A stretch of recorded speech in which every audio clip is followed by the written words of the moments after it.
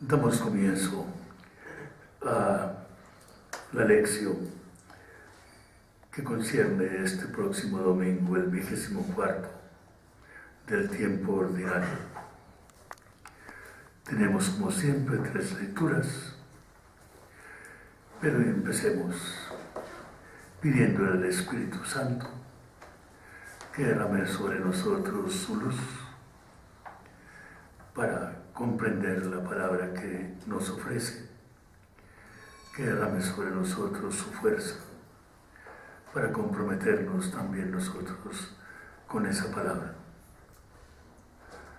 Así, con la acción del Espíritu Santo, podemos y debemos iniciar este ejercicio de la lección divina. Tomemos las lecturas, la primera tomada del libro del Éxodo. Leamos aquí en el leccionario.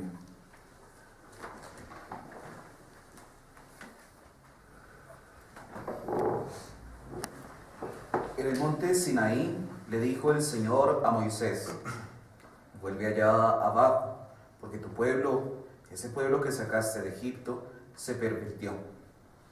Ya se desviaron del camino que yo les había señalado. Acaban de hacer un toro de metal fundido y se han puesto a adorarlo y a ofrecerle sacrificios y a decir: este es tu Dios, Israel, el que te sacó de Egipto. Y el Señor añadió a Moisés: veo que ese pueblo es un pueblo testarudo. Quítate, pues, que voy a descargar mi furor contra ellos y a exterminarlos, y de ti voy a hacer una gran nación. Pero Moisés desarmó la ira del Señor su Dios, diciéndole: ¿por qué, Señor, vas a descargar tu furor contra tu pueblo, el pueblo que sacaste de Egipto con mano fuerte y gran poder? Acuérdate de tus siervos Abraham e Isaac e Israel. Jurando por tu vida, tú les prometiste que les darías una descendencia tan numerosa como las estrellas del cielo, y que a ella le otorgarías como herencia perpetua toda esa tierra que dijiste. Entonces el Señor se conmovió y no le aplicó a su pueblo el castigo anunciado. Tenemos la primera lectura. Vamos a pasar de una vez a la segunda lectura. Esta tomada de la primera carta del apóstol San Pablo a Timoteo.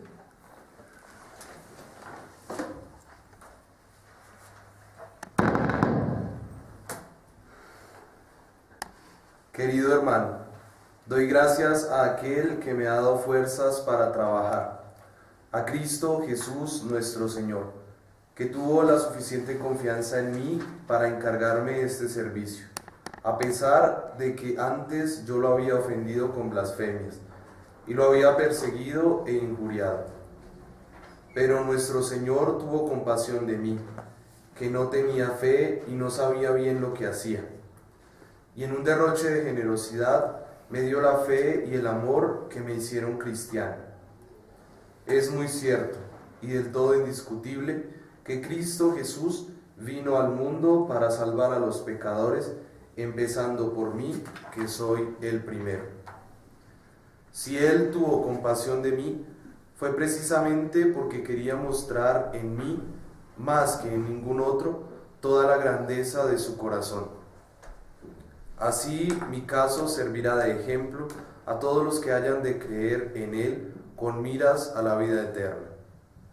Al Rey eterno y universal, al inmortal, invisible y único Dios, honor y gloria por toda la eternidad. Amén. Hemos escuchado el testimonio de San Pablo en su condición de pecador y de perdonado. Tomemos la lectura del Evangelio según San Lucas. Es el capítulo 15, los versículos 1 a 32. Una lectura larga. Son 3 parábolas que San Lucas ha recordado allí en ese capítulo. Los recaudadores y pecadores se acercaban a escuchar a Jesús. Entonces los fariseos y los escribas empezaron a criticarlo y decían: este hombre acepta a los pecadores y hasta come con ellos.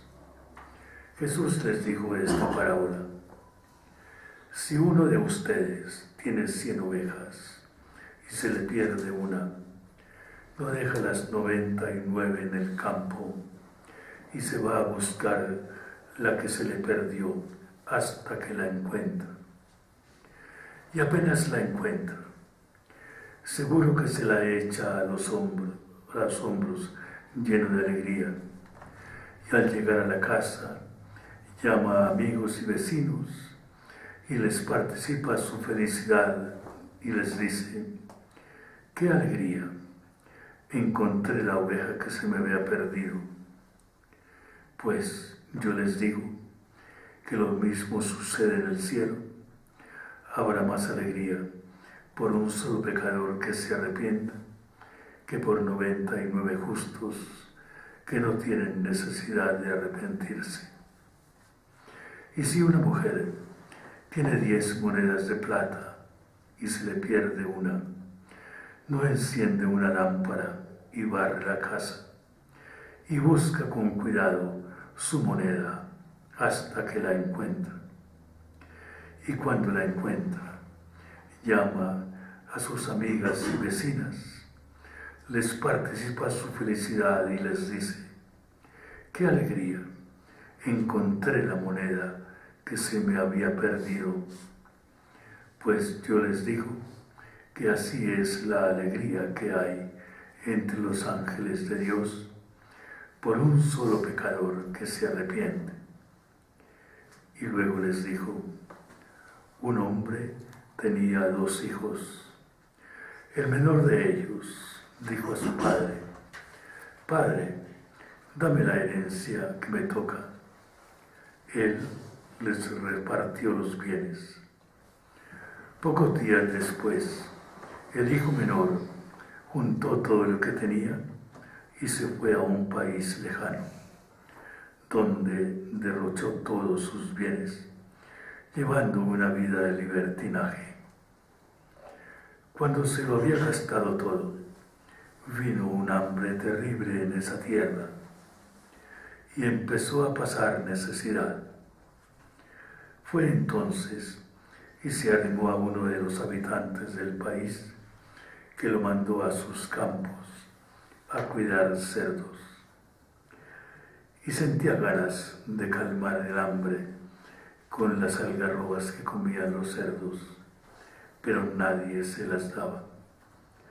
Entonces recapacitó y dijo: ¿cuántos jornaleros de mi padre tienen pan de sobra?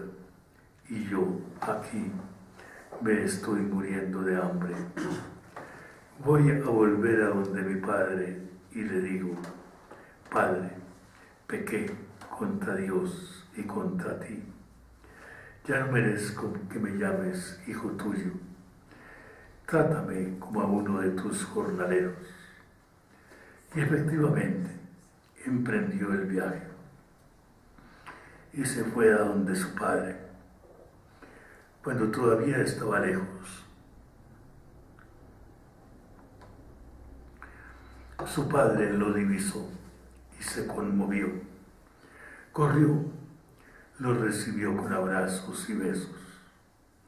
El hijo empezó: Padre, pequé contra Dios y contra ti. Ya no merezco que me llames hijo tuyo.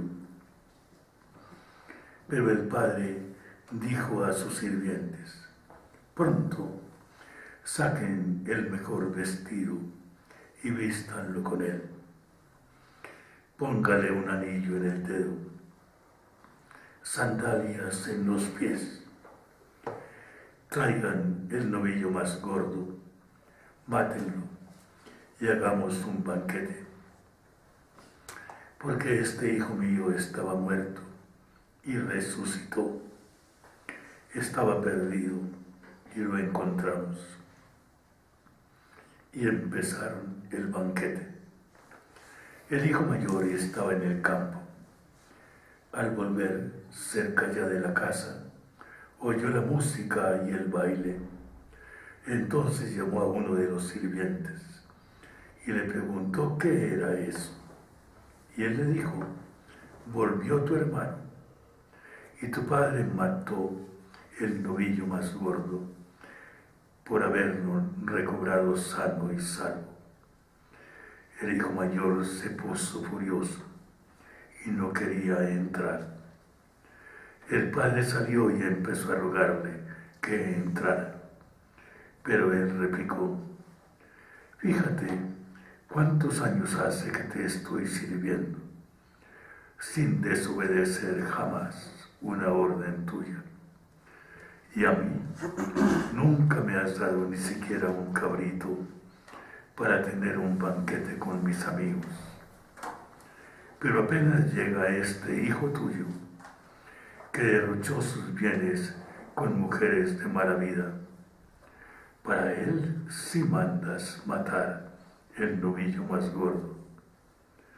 Y el padre le dijo: hijo, tú siempre estás conmigo y todo lo mío es tuyo.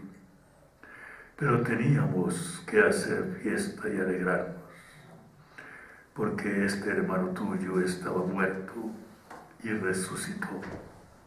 Estaba perdido y lo encontramos.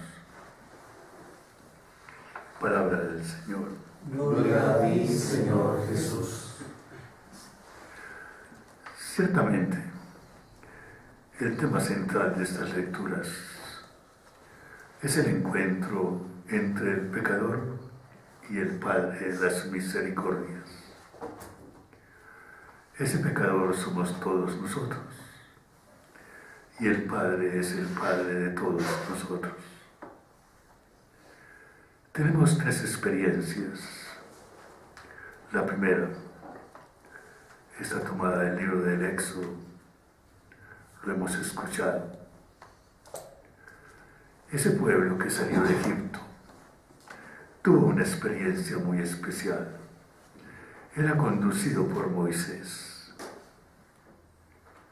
Y un día Moisés subió al monte y tardó mucho en volver. Moisés les daba la palabra de Dios. Casi que diríamos, era la garantía de que Dios estaba con ellos. El silencio de Moisés para ellos es el silencio de Dios. Pero no podía faltarles ese Dios. Y recurrieron entonces a algo que no debían hacer: hacerse un Dios a su medida, fabricárselo, tenerlo consigo. En ese momento, Dios habla a Moisés. El texto es hermoso, maravilloso. Ojalá lo pudiéramos pensar bien. Observemos en primer lugar las palabras que le dice Dios a Moisés. Baja, tu pueblo. Observemos, tu pueblo. El que tú sacaste de Egipto. Moisés le va a revirar a Dios y le dice: no, no es mi pueblo, es tu pueblo, el que tú sacaste de Egipto. Tenemos un primer detalle admirable. Hay una solidaridad de Moisés con ese pueblo. Moisés es el intermediario. por ese pueblo, por la boca de Moisés habla ese pueblo. Es como si ese pueblo le dijera a Dios: tú nos sacaste de Egipto y somos tu pueblo. No nos niegues ahora. En segundo lugar, Moisés ora por su pueblo. Esa solidaridad, que no es solidaridad de pecado, sino solidaridad en la desgracia. El hombre que se identifica con el pueblo pecador toca las cuerdas más profundas del corazón de Dios. Le dice: bueno, no te acuerdes de este pueblo pecador, pero acuérdate de tus amores, tus viejos amores, aquellos patriarcas que tú amaste, que elegiste, con los cuales te comprometiste. Y les da sus nombres. Viven. Han pasado muchos años, siglos, desde que murieron, pero para Él viven. Tienen nombre propio. Abraham, Isaac, Israel, dice el texto. Y luego toca otra cuerda de Dios y le dice: bueno, también piensa en ti. Tú los sacaste con una promesa de salvación. Si los dejas perecer en el desierto, ¿quién va a quedar mal? Ante los pueblos van a decir: fue un Dios incapaz de salvar a su pueblo. Si Dios tuviera amor propio, y no lo tiene, Moisés toca esa cuerda del amor de Dios comprometido, del poder de Dios comprometido. Dios se rinde ante la oración de Moisés, esa oración maravillosa, oración de un pastor solidario con su pueblo. Es la primera lectura que nos dice el texto. Dios depuso su ira y continuó su camino con el pueblo, siguiendo el camino por donde los había invitado a seguir y por donde Él los presidía. Es la primera lectura. Pecado, sí. De un pueblo completo, también. De hombres concretos, incluso de Aarón, también. Lejanía de Dios, negación de Dios, del poder de Dios, de su presencia, de su amor, de su fidelidad. Se inventan un Dios, ese Dios que los sacó de Egipto, que se comprometió con ellos, lo cambian por un toro. Venían de Egipto, allá conocían ese Dios que llamaban el buey Apis. Hubieran conocido que ese Dios encarnaba la fuerza que ellos querían que Dios manifestara con potencia. Pero ese Dios no había hecho nada por ellos, no era ni siquiera un Dios.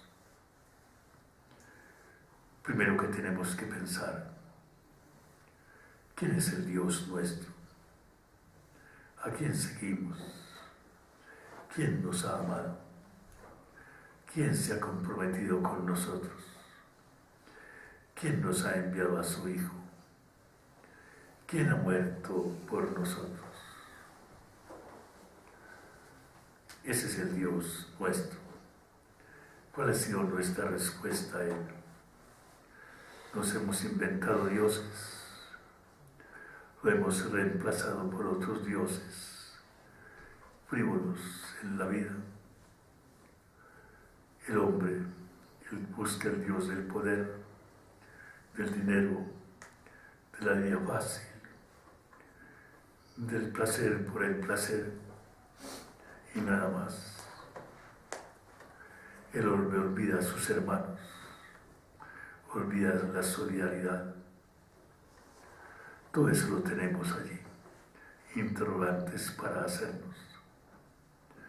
Hay una figura que no podemos olvidar, la de Moisés, el intercesor, el que se pone en la brecha, el que saca la cara por su pueblo, el que le habla a Dios, y de qué manera, en favor de su pueblo. También nosotros tenemos un papel intercesor, no solamente los sacerdotes, todos tenemos un papel intercesor por nuestro pueblo, por el mundo en que vivimos.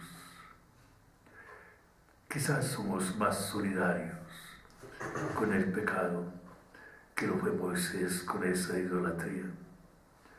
Uno diría que Moisés llevaba las manos limpias, no se había contaminado con esa idolatría, y nosotros no podemos alegar eso. Es la primera lectura que tenemos. Luego San Pablo nos habla de su propia experiencia. Un texto que leemos así casi curiosamente en la misma palabra que vamos a pronunciar durante la Eucaristía que va a seguir. Tenemos ese mismo texto que está allí, donde Pablo reconoce el paso que dio de su incredulidad a la fe, el paso que dio de su situación de pecado, de ser perseguidor, de ser insolente incluso con Dios, manejado por esa actitud fuerte ante Dios mismo. ¿Por qué? Porque prefería otros caminos. Dios lo rindió y Pablo hace una confesión maravillosa. Una confesión maravillosa, por una parte humilde, se dice pecador, se considera no solo pecador, sino el primero de los pecadores. Se sitúa en ese rango de los pecadores ante Dios. Pablo, el gran Pablo. La carta recoge seguramente recuerdos de la vida de Pablo. No podemos abundar más allí, sino recordar que la experiencia pasa por nombres concretos, por personas que han existido, por personas que han llevado nombre en un momento dado. Pasa por la experiencia de ese gran hombre que fue San Pablo. Y viene finalmente el Evangelio. Ya es una parábola. Una de las parábolas maravillosas de Jesús. No olvidemos el contexto de Lucas. Estamos en el viaje, ese viaje cristiánico que Jesús emprende con sus discípulos desde la Galilea hasta Jerusalén. Ese viaje que va a terminar con la pasión, la muerte y la resurrección de Cristo. Ese viaje que tiene un sentido salvador. Ese viaje en el cual van sus discípulos, que van corriendo la misma suerte que Jesús, que al seguirlo van exponiendo, o debían saberlo, y van exponiendo su misma vida con él. En ese viaje mesiánico, Jesús se detiene y enseña a sus discípulos. Se le acercan, no van solos ellos, van rodeados también y encuentran a otros. Se le acercan, dicen, los recaudadores y pecadores para escuchar su palabra. Pecadores, hombres concretos, hombres que seguían a Jesús. No solamente los discípulos y apóstoles, sino muchos otros. Otros de la orilla opuesta, fariseos y escribas, empezaron a criticarlo porque aceptaba la presencia de sus pecadores en su grupo, porque se acercaba a ellos, porque incluso comía con ellos en una demostración de afecto, de igualdad, de aprecio, para elevarlos a su dignidad. Y entonces él les responde con 3 parábolas. Esas 3 parábolas las sabemos muy bien.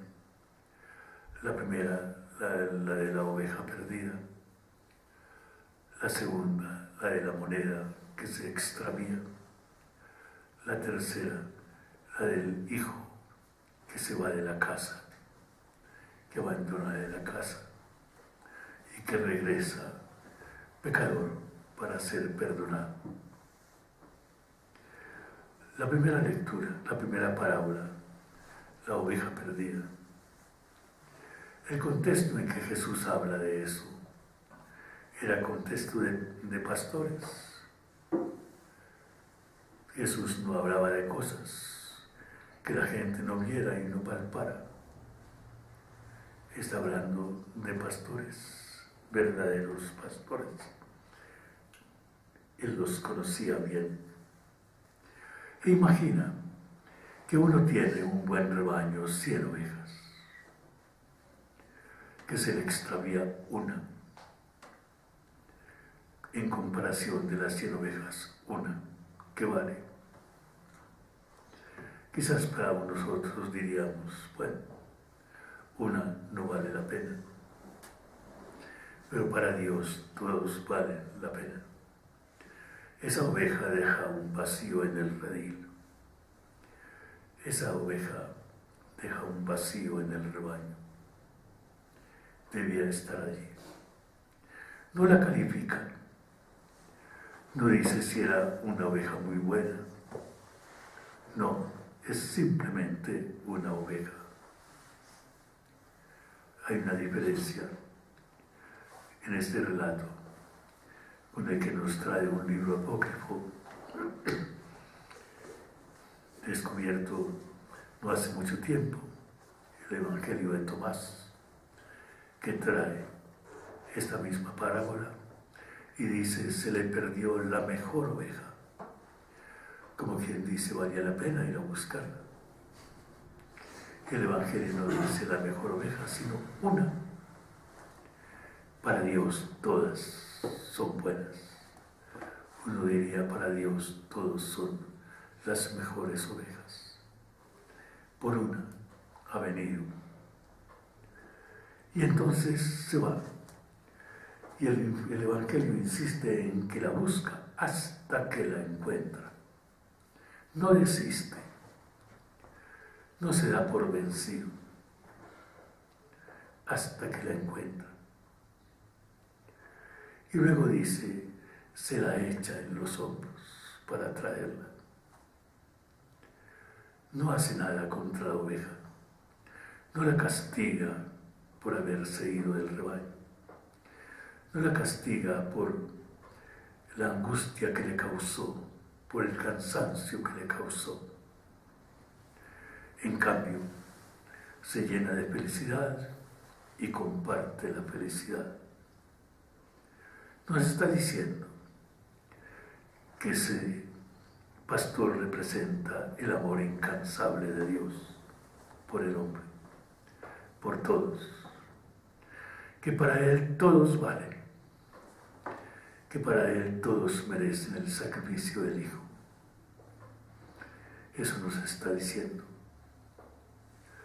Ese Dios sin reproches, ese Dios que se echa al hombro, como dice aquí, lleno de alegría, la oveja que ha retornado, el hombre, el Hijo que ha retornado. Es un contexto, hay un hombre allí, en un contexto social. Hay otro contexto, el de la casa. Y en la casa, sobre todo la mujer, tiene un papel excepcional. Y es la mujer la de la economía, la que lleva las cuentas, la que sabe que se le perdió una moneda, que está faltando, cualquiera que sea. No habla tampoco de una cantidad grande, no, es una moneda, como las demás. Así también. Y la mujer hace todo lo que puede por encontrarla hasta que la encuentra.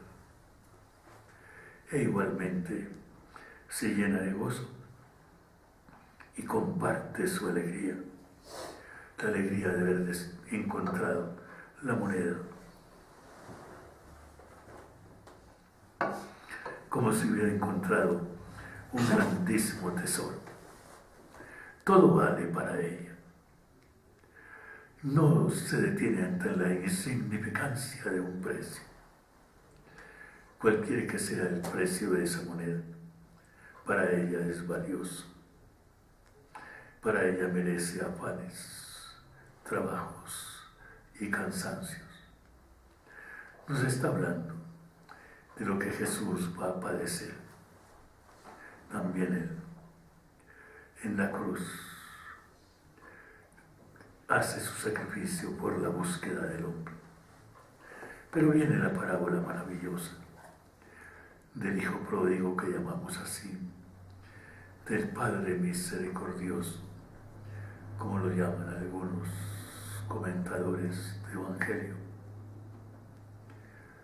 Hecho imagen, vista por muchos en ese viejo retrato, esa vieja pintura de Rembrandt,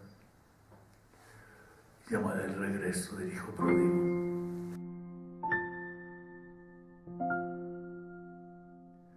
No una pintura nueva, de poco tiempo. Rembrandt es contemporáneo de San Juanes. En el mismo tiempo estaba haciendo él. Y esa pintura para muchos es una pintura en la cual él ha querido traducir su propia experiencia.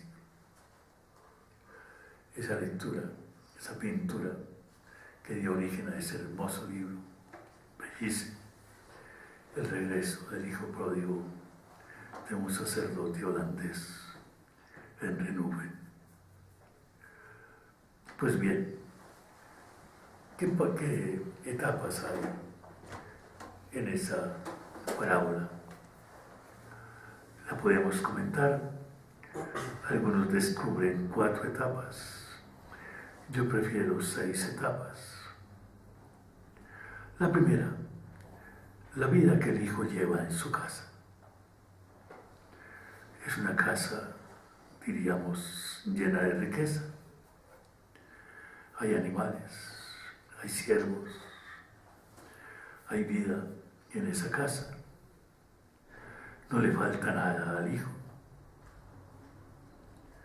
Primera etapa, una etapa de felicidad.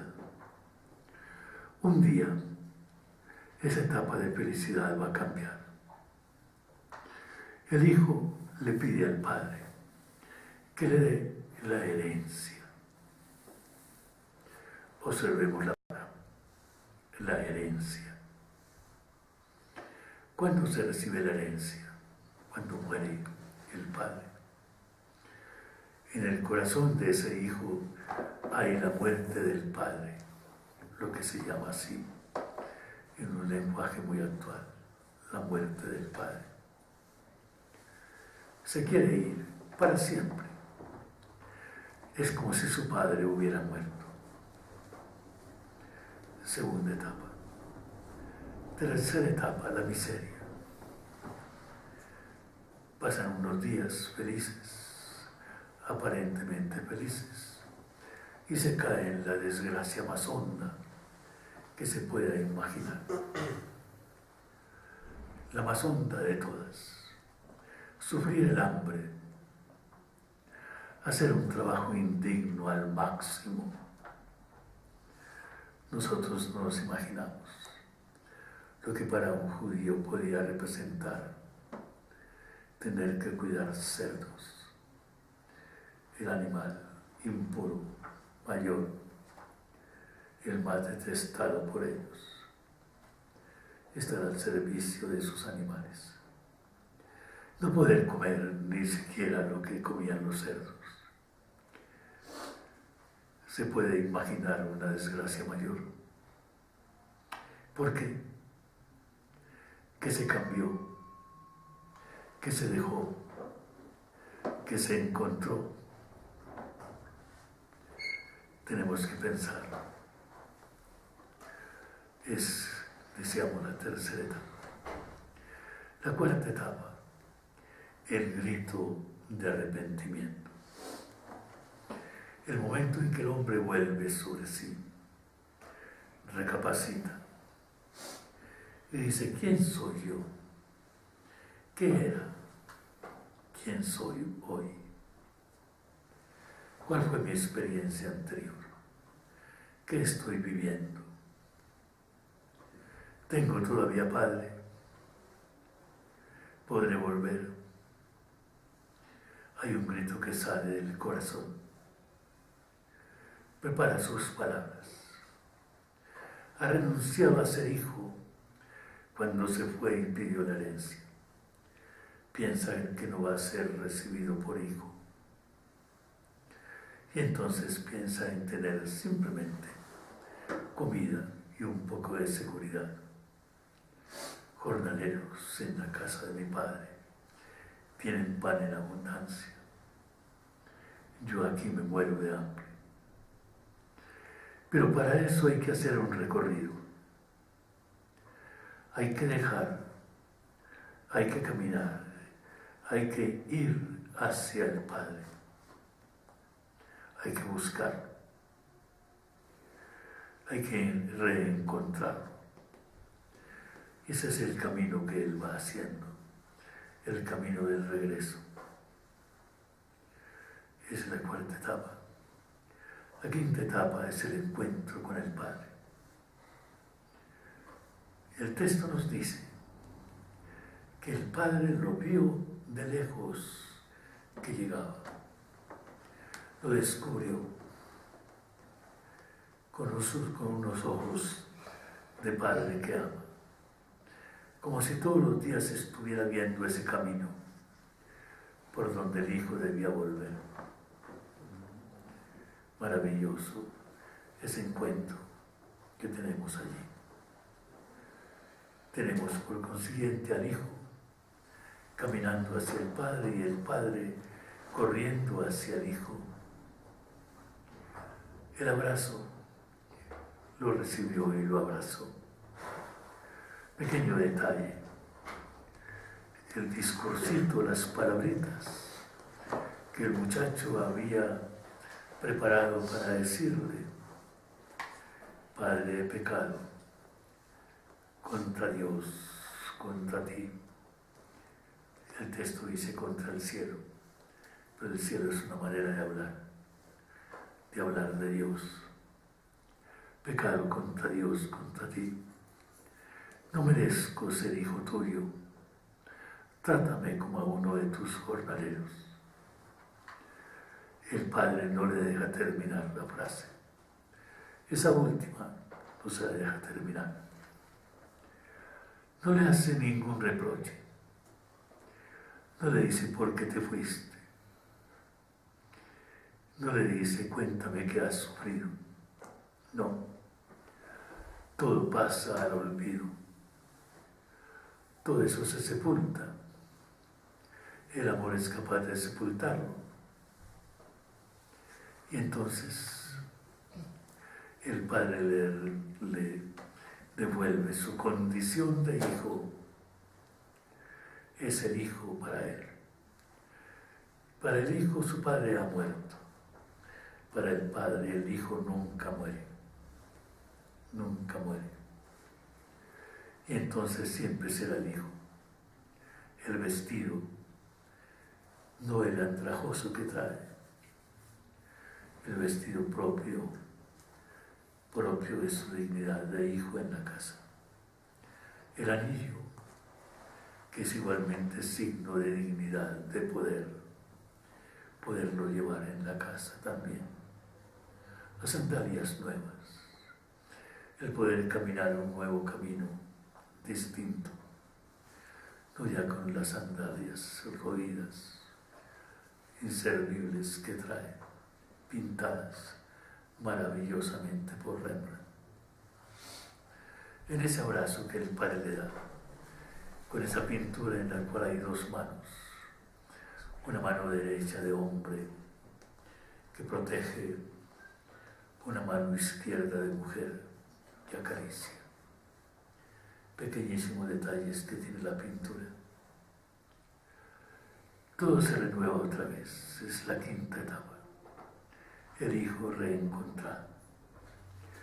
La sexta etapa viene inmediatamente después la fiesta. Ha empezado la fiesta, una fiesta que no termina. Empezaron la fiesta, dice el texto, con ese aoresto ingresivo que decían los antiguos gramáticos. Empezaron la fiesta y no dice que termina. Viene igualmente la actitud del hijo mayor, lleno de envidia. Ha estado siempre en la casa, pero no como hijo. Con palabras habla a su padre, pero su sentimiento profundo ha sido el de un interesado en la casa. No entiende, no comparte, no tiene la capacidad de ternura, de misericordia del Padre. Niega en realidad a su Padre, también él lo niega. Bien, esas son las lecturas. No olvidemos, aquí estamos en nuestra propia experiencia, no lo olvidemos. En la primera lectura se nos habló de hechos históricos con nombre propio.